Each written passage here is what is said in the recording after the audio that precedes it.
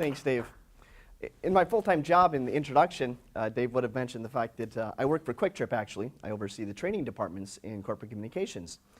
Well, a lot of times we get requests and people say, hey, I walk in your stores, there's great customer service, you treat people well. Would you be so kind to come talk to us about Quick Trip's training program? How do you train your people to be so nice? And I said, I'm going to be real frank with you, honest. We don't train people to be nice. There's no way I could do that.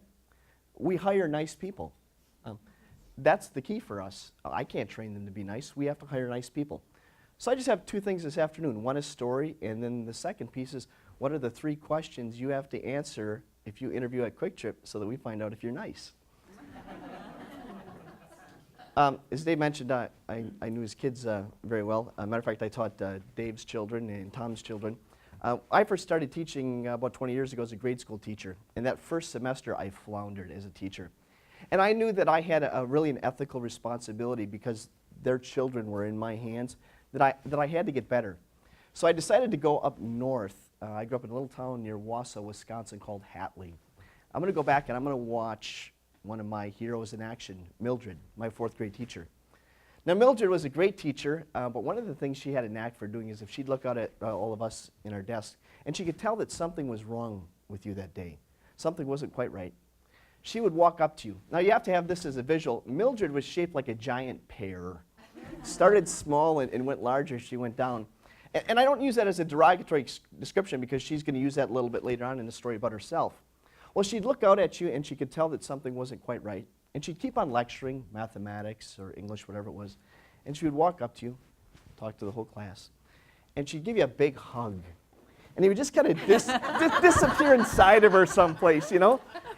And she didn't say anything, she didn't do anything, but you just knew that she cared. And so I thought, you know, I'm going to go back home for a day. I'm going to watch Mildred in action. I want to watch my hero. And so I showed up about noon and wanted to walk into her classroom and chat with her, but she had a student in the classroom, little 4th grade girl, and she was poking Mildred at the chest and saying angrily, and I wrote all those things on the blackboard because that's what I think of you. Well, I was curious, so I poked my head in the classroom, and there on the blackboard was every 4-letter word you can imagine. Now, I grew up with a dad who worked construction, who used the F word as a noun, adjective, adverb, preposition. Okay? I learned some new words on the blackboard from this little girl. And Mildred was just so patient and so kind with her. Oh, honey, that's okay. You know, just chatting with her. And so I observed Mildred for the rest of the afternoon, and then after the kids left, we went to the teacher's lounge. I said, you know, Mildred, I came up to watch you in action, and what I saw at recess with that little girl is exactly what I came to see. How is it that you're able to be so patient and kind with this little girl? I mean, I looked at the blackboard, and I saw what she wrote about you. If I had one of those students write that about me, I'd want to strangle the little puke, you know, kind of thing. How is it that you're so calm and patient with her? And Mildred said this, and you've heard it before. She said, you know, Johnny, I'm blessed. I'm blessed. I said, Mildred, you know, I've heard that a million times. What does that mean that you're blessed? She said, Johnny, I was blessed with pain in my life. And because I had pain in my life, I recognize it in the face of other people. She said, this is how I remember it. She said, when I was in 7th grade, I was shaped exactly like I am now, like a giant pear. She said, as a 65-year-old grade school teacher, this is not a bad physique. But when you're a 7th grade girl, this is a death sentence. And she said, I sat on the front seat of my bus every day. Nobody would sit with me. And my classmates would walk past me, and they had a universal chant. They said every day, no one can sit with you because you're too fat. Every day. She said, one day, somebody sat with me.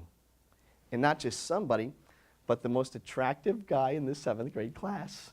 And he sat down next to me, and I just kind of got all giddy inside, you know, and I could feel my palms starting to sweat. I didn't know what to say, and we were in there for about 10 minutes, and finally he leans over and said, I suppose you're wondering why I'm sitting with you.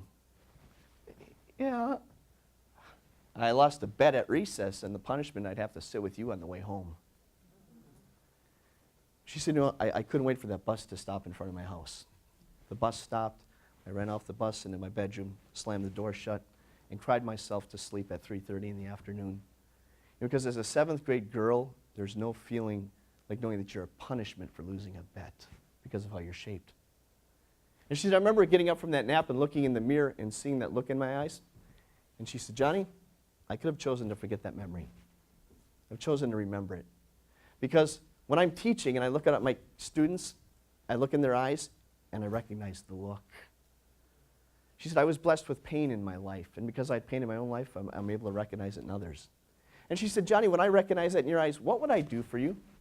I said, you'd just walk up to us, you'd give us the big Mildred hug, and we would just kind of disappear inside of you someplace. And she said, Johnny, did I ever know what the problem was? No, I guess you didn't. Johnny, was I ever able to fix it? No, you didn't even know what the problem was. Was I able to tell you that tomorrow it would be better? No, you never made those false promises.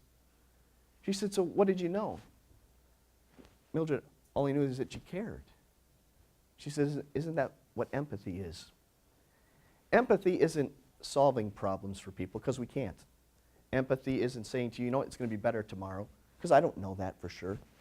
Empathy isn't saying, you know what, I can really do something different for you that nobody else can do, because most of us can't. And what we do with our people in corporate America, believe it of all places, is we interview for empathy. We want to know if that person sitting across from me has a heart. Because I can't teach them to have heart. And I can't teach them how to be kind, that they have to have that. So when they come work for us, 3 questions you get asked. Here's the first question. Tell me about the last random act of kindness you did for somebody. Number 2, how have you treated others in the last month as you would like to be treated? The golden rule. And number 3, how have you made a difference in somebody's life lately? Really in the last 6 weeks, how have you made a difference in somebody's life? Those are the first 3 interview questions we ask of our people. And if they can't answer that, we don't go any further in the interview process. Because we find out that, you know what, you may not have that empathy.